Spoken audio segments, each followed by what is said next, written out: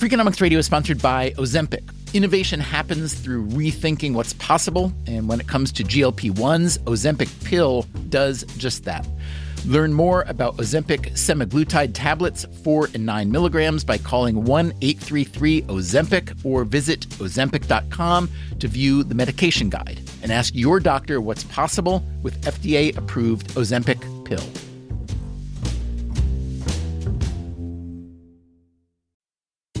Freakonomics Radio is sponsored by Hotels.com. Hotels.com gives you access to hundreds of thousands of hotels worldwide, and when you join for free, you can save up to 20% instantly with member prices. Plus, every stay earns rewards, so when you book one trip, you're already lowering the cost of the next one. Hotels.com is simple, rewarding, and designed to help you get more out of every stay. Sign up for free and book today. Hotels.com. It's all in the name. Freakonomics Radio is sponsored by Amica. You know what they say, if you want to go fast, go alone. If you want to go far, go together. So go with Amica and get coverage from a mutual insurer that's built for their customers, one that looks after what's important to you together. Auto, home, life, and more, coverage that fits your unique needs. Amica helps you protect what matters most. Visit Amica.com and get a quote today.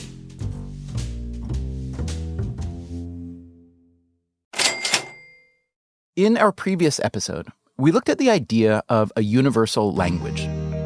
One candidate was Esperanto, a language invented in the 19th century by a Jewish ophthalmologist named Ludwig Lazarus Zamenhof.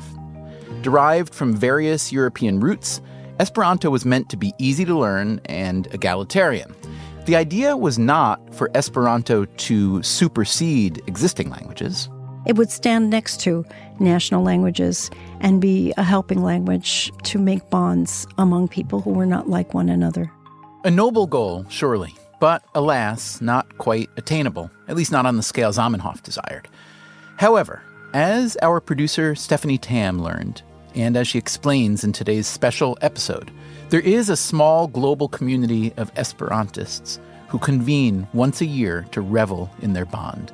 So today you're going to meet people who are taking time off of work, who are spending money to go and participate in this weird Esperantujo, as they call it, this weird Esperanto land that only exists temporarily whenever all these weirdos meet together.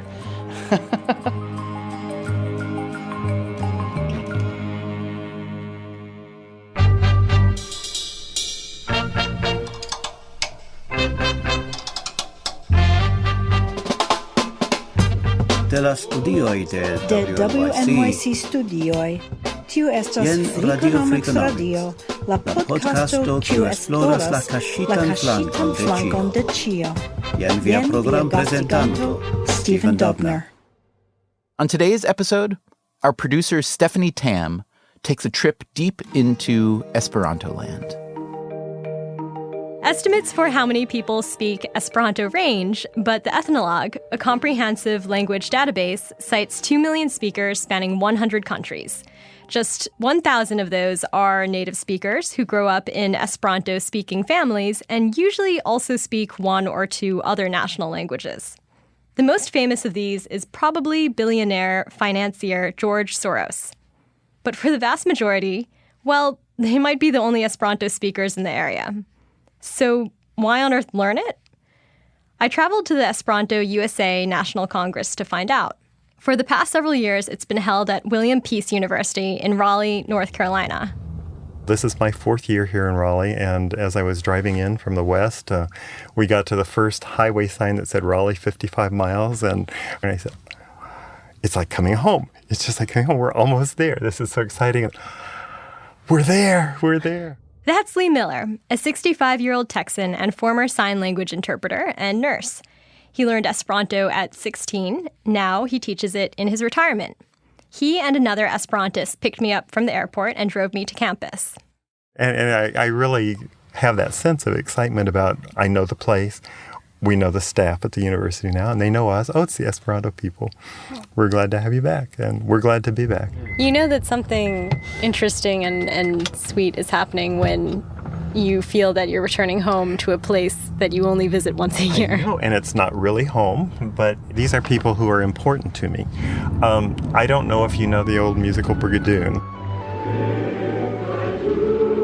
It was about a little village in the countryside that only appeared one day a year. And there's a love story connected with it. But sometimes I kind of have the sense that our summer Esperanto gatherings are a little bit like that. We go away for most of the year, and then during a week or two, we come back and we get together and we have face-to-face interactions. And it is very sweet. Sweet is a good word for it. A lot of Esperantists describe their community as a kind of family. Somewhat ironic, as the joke among Esperantists is that many spouses don't share the language, so their actual everyday family might not know Esperanto at all. And yet, if I were in a group like this and I needed somebody to hold my wallet with all my money in it, I would hand it to an Esperanto speaker in full confidence that whenever I came back, they would hand it back to me and my money would still be in it. I have that level of confidence and trust in the people I know. Welcome to William Peace University. Thank you. Wow. The National Congress is a combination of socializing, workshops, and seminars, and a dose of admin meetings about running the USA Association. This year, there were about 70 attendees, with guests flying in from Canada, the Netherlands, and elsewhere, and about 1,000 streaming from Facebook Live. For the past several years, the National Congress has been followed by an 8-day Esperanto summer course where people can learn the language. This year, they had 58 students. Both events are held at William Peace, a fitting home for a language born with the goal of world unity.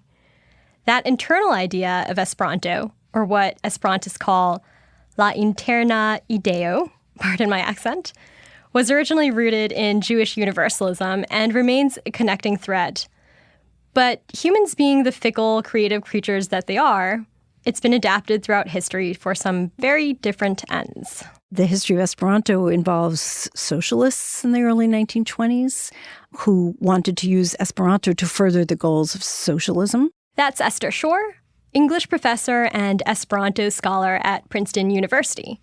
We spoke a few weeks before the Congress. It involves Bolshevism. The Soviets embraced Esperanto for a period of time until they changed their minds and shot the Esperantists in 1938.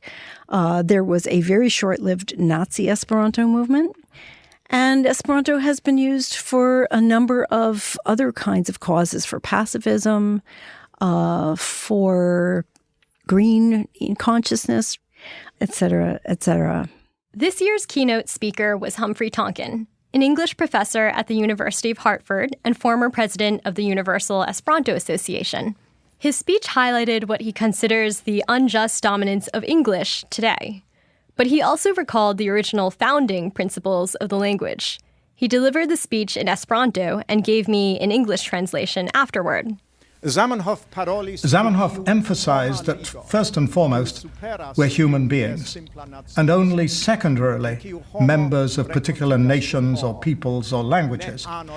If appealing to what is best in humanity, rather than reinforcing what divides us, is idealistic or utopian, I suppose we must plead guilty. But if using what brings us together to talk about and celebrate what makes us all different is a rational approach to our divided world, then Esperanto seems to me to make a great deal of sense. I know what you, here in Raleigh at this gathering of Esperanto speakers, think. Esperanto works, and you're going to keep on using it and convincing others to do the same. Despite that common internal idea, whether you want to call it utopianism, universalism, etc., I discovered that people come to Esperanto for all sorts of reasons. Some are polyglots who just love learning languages. Others are programmer types who appreciate its logic. And then there are those with a sense of adventure. I'm originally from Cuba, where I also was part of the Esperanto movement. In the real life, I work as a professor of chemistry in Santa Rosa Junior College in Santa Rosa, California. That's Orlando Rayola, who recently finished his 6-year term as president of Esperanto USA. Having been born in an island, being an islander by nature, I always had this great curiosity. What is beyond the sea? What is the world out there? And I understood early that the only way to communicate with humans is through language. And I was fascinated, interested in many different cultures. That said, his fascination with the world beyond didn't lead him straight to Esperanto. I was always fascinated by the culture of Nordic countries, especially of Sweden. I once wrote a letter to the Swedish Institute. It's a Swedish institution that disseminates Swedish culture outside Sweden. And I sent them a letter. I want to learn this language. I want to get to know about this culture. A few months later, I got a big package with everything you need to know to learn Swedish. Dictionaries, cassettes, courses for learning the language, reading material. I mean, it was a big box. I said, this is a very difficult language. I'm going to spend how many years to learn this? And then I will be able to communicate with a very tiny sliver of mankind. I am very interested in the culture, but so I am in the culture of Japan and of Hungary and of China. And, do I have time to learn of these languages? No, there won't be time. So when I tried to go through it, that day, that's the day I became an Esperantist. So for some people, learning Esperanto is a way to follow their cultural curiosity. For others, though, there are war stories. My name is Maria Murphy. I'm retired, have 2 wonderful boys and 4 wonderful grandchildren. It takes a special person, I think, to be really devoted Esperanto follower. And happened to me, I'm the one. She's a petite grandma with a cheeky smile, astoundingly upbeat given her past. I grew up in Warsaw. You could call me a Holocaust survivor. I'm from the Jewish family that everybody was killed. Apparently, I was a quiet baby, and I was constantly eating, at mommy breast. So I was not crying. People were suffocating their own babies if they start crying. After the war, she and her mother left Poland. We decided to immigrate to Israel, and on the way we stopped in France and we stopped in Italy. And as a very young girl, I picked up those languages pretty quickly on the street. And I just felt that people should be able to talk to each other, no matter where you are. And here, 8, 9-year-old girl, I had this strong experience. Every country, every day I spoke different language, So there should be a better way. For Murphy, that better way was Esperanto, which she stumbled upon as a teenager.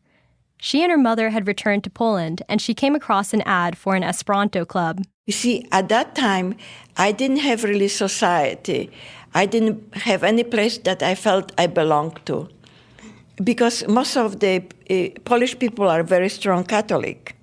So when I found group of people that meeting like twice a week and having wonderful discussion, drinking good coffee, eating good cake, and they were young people, it was very natural to become a part of it. Murphy would actually meet her husband through Esperanto.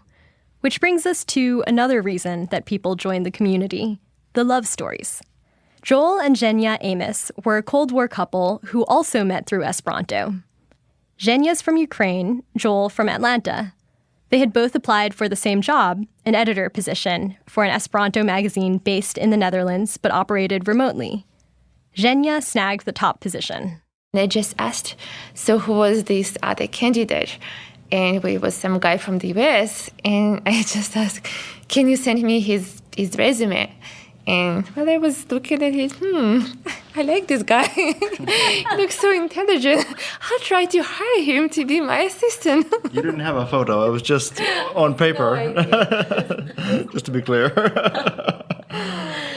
And so we worked together for like a year and a half or so before we ever met in person.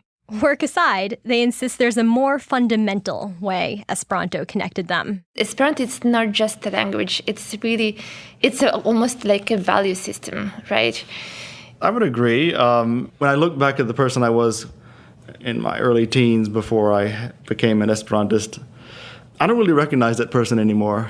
I grew up as a Christian and I still am, but my approach is much different.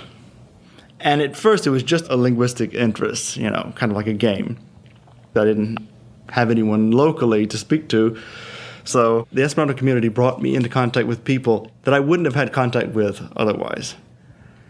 I had pen pals in Eastern Europe or wherever, in these places that were so far away from me culturally. And it almost sounds evangelical to talk about it like that, but for me at least, it was a catalyst that changed the course of my life from where maybe if I hadn't learned Esperanto, I might just be in Georgia in a small town, not having traveled or anything like that. When I grew up, I heard that the Soviet Union wanted to drop bombs on us, and, this is the enemy, and she heard, how awful the story the other way around. And how do we get to, being married from that point, growing up in such different places, a different mindset? I think for both of us, Esperanto was that catalyst. What we have in the Esperanto community is kind of like a microcosm for what could be or what should be this community that spans languages, political ideologies, religions, races. On a small scale, this is the world that Zamenhof dreamed of. Talking with Esperantists, I felt like I was interacting with an epic metaphor: linguistic communication as human community. The notion that a universal language could create world peace seemed too romantic. What about civil wars, where both parties shared the language? But at the same time, it was clear that there was something special going on. Miller, Amos, Murphy, and these other Esperantists had used this language to create a kind of small-scale utopia. Up next, we get into pragmatics. Could Esperanto, for instance, save the European Union a lot of money in education costs? He concluded that actually it would be cheaper to have Esperanto play that kind of intermediary role. We discover how travel in this small-scale utopia works. Basically, you just show up and they usually give you a key to the homes. And we ask, could that sense of trust and community be retained if the microcosm were scaled up? If Esperanto were to become a universal language, I think things like this would die. That's coming up next. Jen la venonta diskuttemo. Tiu venas ĵus poste ĉe Radio Freakonomics Radio. On Freakonomics Radio.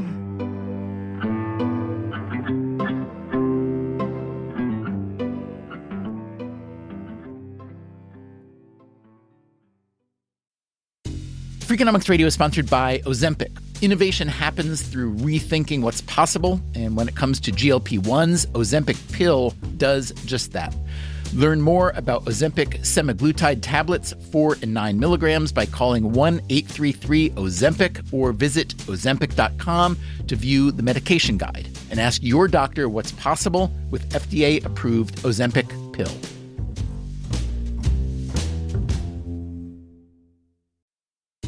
Freakonomics Radio is sponsored by Southern New Hampshire University. The best investments are the ones you make in yourself, and no one knows that better than Southern New Hampshire University. With more than 200 online degree programs, no set class times, and low online tuition, Southern New Hampshire University is built to fit your life today and set you up for success tomorrow. Education is an investment. Why not make it a smart one? Apply for free at snhu.edu/Freakonomics. Freakonomics Radio is sponsored by Southern Company. The world and its energy needs are always changing. Southern Company's commitment to meeting this demand stays the same. That's because Southern Company believes energy is more than a utility, it's what powers possibilities. So they are looking ahead and investing $80 billion in infrastructure upgrades and are committed to fueling growth in ways that benefit all customers so that reliable and affordable energy is accessible for generations to come. Go to southerncompany.com to learn more. Southern Company, building the future of energy.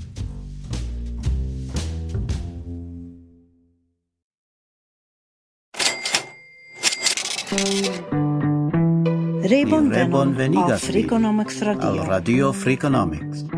Welcome back to this special episode of Freakonomics Radio. Here's producer Stephanie Tam.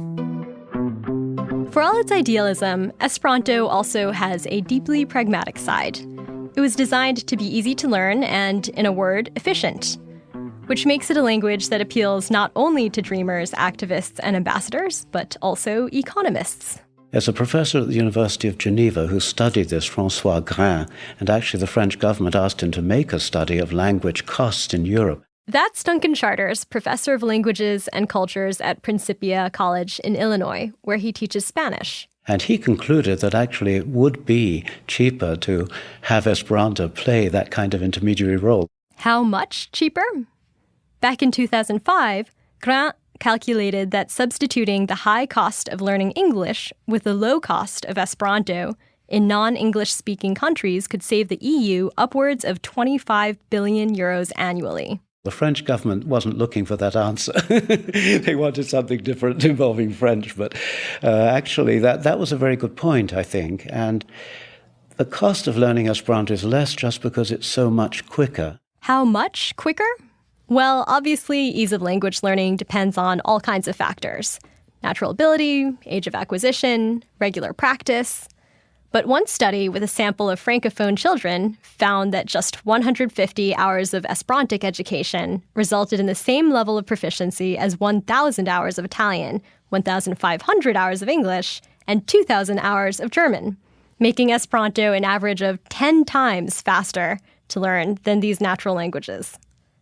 So what makes it so much faster and easier to learn? There are 16 basic rules of the language. For example, every noun ends in the letter O. Every adjective ends in the letter A. Every infinitive ends in the letter I. The future, present, and past have totally regular endings. There's no need to learn any conjugations. They don't exist in Esperanto. So that's Ruth Kevis-Cohen, a geriatrics doctor in Maryland. In Esperanto, she goes by her middle name. In her spare time, she helped develop an Esperanto course for the online language site Duolingo, which she used to try and teach me Esperanto. This is lesson 1 of the Duolingo course, which starts out showing some pictures. Which of these is man? I see a picture of a man with a viro. I'm going to click that one. La viro. By putting your finger here, you can see what it is. The word la means the. So just like in English, the is la. There's no plural form. There's no conjugation with that. It's right. just LA is always the. Okay. Right. Yeah. Right. All right. Okay. Well, that is a commonality with English that I think makes it simpler than French. So to say I speak, we say mi parolas. I speak. Mi parolas. Mi parolas Esperanton. Kaj vi, ĉu vi parolas Esperanton? So mi parolas Esperanton, and that's an On. Is that the ending for a noun? O is the ending for a noun, and we add the N because it's a direct object. Okay. So Zamenhof originally wrote up 16 rules for the language, a couple of which you just heard. Nouns end in O, direct objects in N, and every word is phonetic. He also compiled 900 roots, derived mostly from Romance languages, which Esperantists then built into a rich vocabulary.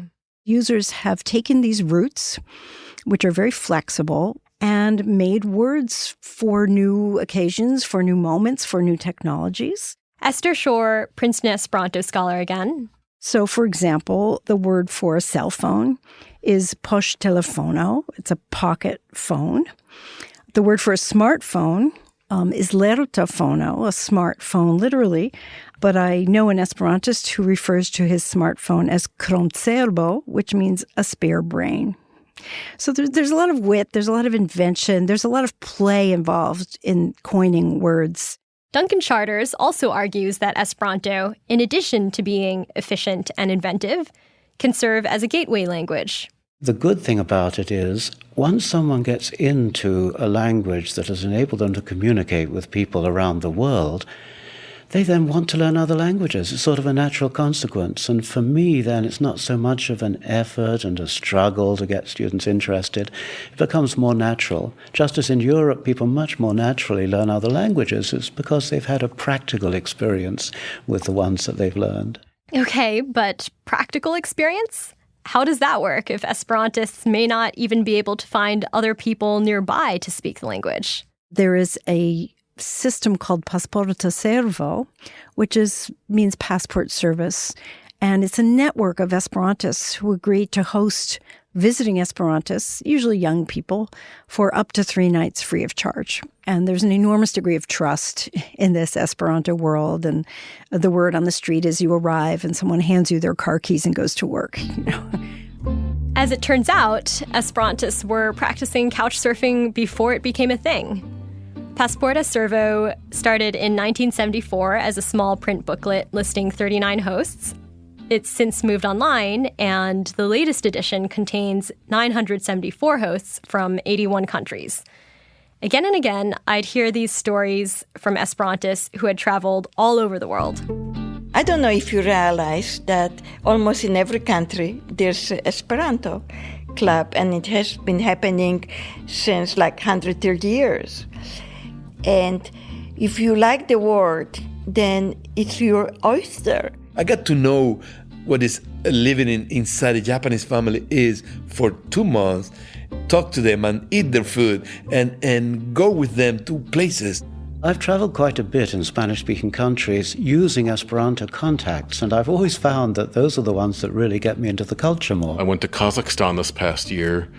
This guy and his friend, Vyacheslav, and his friend drove me 300 kilometers in a whole day touring some ancient historical sites, and that was pretty amazing. I have been to so many places, met so many people, have so many friends with which I feel at home, always contacting Esperantists everywhere. Yes, I have satisfied whatever curiosity of the islander beyond the sea has been satisfied. Do you feel like the Esperantists are exceptionally helpful and have that kind of bond with you because it's a niche community that you select into as opposed to English being just more common? So I think that definitely helps. That's Christopher Johnson, a 29-year-old software engineer from North Carolina. It almost takes a naive idealism to believe in Esperanto, or at least in that idea that you can make the world a better place by speaking a language. If you're dedicated enough to learn this language and spend your time on it, you have to have that similar idealism. I mean, we have to have things in common. The other nice thing is there's no real Esperanto land where you can go. So I don't think I would have ever met somebody from Cuba without Esperanto. But it just naturally happened because you start meeting people in this small community and people come from all over the world to kind of visit these things.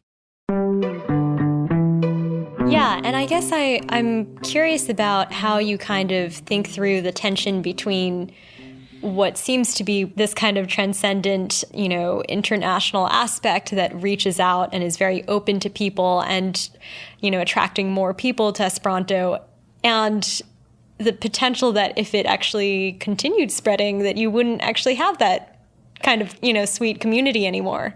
Sharp question. And I do understand that if Esperanto begins to become much larger in society, that some of the selling points of today will vanish. Yes, I would not give my car keys to everyone. If Esperanto were to become a universal language, I think the negatives would be that things like this would die. The Lando Congresso, why would people want to travel miles and miles to meet other Esperantists if you can easily find them everywhere? I found it fascinating that even this most idealistic language could be as much a boundary as a bridge, and that its ability to bridge might even require boundaries to create social trust between Esperantists. But then again, if Esperanto has survived through self-selection decade after decade into this paradoxically idealistic and pragmatic language, then maybe its universality could only result from a world in which people universally chose to become idealistic and pragmatic. And who knows, maybe in that world we could trust strangers with our home and car keys. And the strength of Esperanto is not in numbers. The strength of Esperanto is in its continuity over 130 years without being passed down from generation to generation, without having money, without having armies. And there it is. It's really remarkably beautiful. For now, despite stirrings of excitement about the uptick of Esperanto, very few in the community really believe that the day Zamenhof dreamed of, La Fine Venko, or the final victory, will be coming any time in the near future. But in the meantime, those who learn it today have created a quirky Brigadoonish family of visionaries. And for all its unworldliness, Esperanto is considered the world's most successful invented language. Still, in some ways, the story of Esperanto teaches us as much about what makes a language fail as succeed. The power of, power, and politics and economics. The cases where someone has actually tried to construct a fair and ostensibly neutral form, things like Esperanto are widely treated as ridiculous or implausible. That's Michael Gordon, a historian at Princeton University. He's studied the brief use of Esperanto for scientific communication in the early 1900s. So even those people who try to come up with something calmer and kinder don't often get rewards commensurate with that. But it also, perhaps, raises some questions about our world. What does it say about us that we find a language that combines peace and pragmatism ridiculous or implausible? And could it be that idealism just might be rational? The world, the humankind, does not act very rationally. I teach chemistry, as I said, and I tell my students, if people were rational, don't you think that we should have long before adopted general international system of units everywhere? Well, but we don't. We still measure things in gallons and yards and feet. So in that sense, it might not be in a short term that Esperanto, that is a rational solution for international communication, becomes like the language of choice. But the important thing, and what I always consider to be the goal of the movement, is keep it alive. Keep it functioning. Keep it suitable for expression of everything the human has to express. Because maybe, I don't know when, but when and if mankind finds itself ready for it, we need to have it alive. We need to have it ready. You can't say, oh, now we're going to create it. No. Here it is. Take it. It's yours. That was Stephanie Tam reporting from the curiously pragmatic and idealistic world of modern-day Esperanto. Freakonomics Radio is produced by WNYC Studios and Dubner Productions. This episode was produced by Stephanie Tam. Our staff also includes Allison Hockenberry, Merritt Jacob, Greg Rozalski, Eliza Lambert, Emma Morgenstern, Harry Huggins, and Brian Gutierrez. The music you heard throughout this episode was composed by Luis Guerra. Very special thanks to our intern Kent McDonald and all those at the Esperanto Congress who assisted our efforts, including Derek Roth, Lee Miller, and Chuck Mays. You can subscribe to Freakonomics Radio on Apple Podcasts, Stitcher, or wherever you get your podcasts. You should also check out our archive at Freakonomics.com, where you can stream or download every episode we've ever made. You can also read the transcripts and find links to the underlying research. We can also be found on Twitter, Facebook, or via email at radio@freakonomics.com. Thanks for listening. Same kiel ciam, dankon pro via aŭskultemo.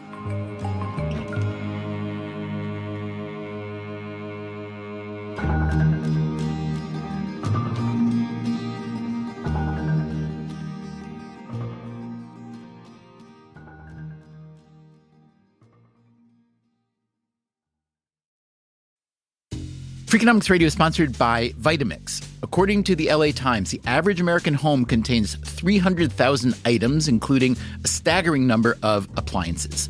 All those gadgets, just clutter. But there's one tool that delivers what a dozen others only promise. From pureeing to chopping, Vitamix blenders bring the power of an entire kitchen to your countertop, offering enduring performance and precision you can count on.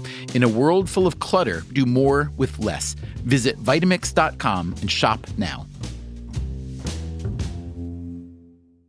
Hi, I'm Angie Hicks, co-founder of Angie, and one thing I've learned is that you buy a house, but you make it a home. Because with every fix, update, and renovation, it becomes a little more your own. So you need all your jobs done well. For nearly 30 years, Angie has helped millions of homeowners hire skilled pros for the projects that matter, from plumbing to electrical, roof repair to deck upgrades. So leave it to the pros who will get your jobs done well. Angie, the one you trust to find the ones you trust. Find a pro for your project at Angie.com. Your phone is your lifeline. Calling your kid to say goodnight, waiting on a job callback, or just sending a meme to your best friend when it's been that kind of day. Wherever life takes you, the TextNow app keeps you connected for free. Get a real phone number, unlimited talk and text, and 5G data for your favorite apps, all for $0 a month. No fixed contracts, no hidden fees, no panic when bills pile up, just phone service that's there when it matters most. TextNow, we've got your back. Download TextNow in your app store today. Wireless plans require the purchase of a SIM card. Visit textnow.com for terms and conditions.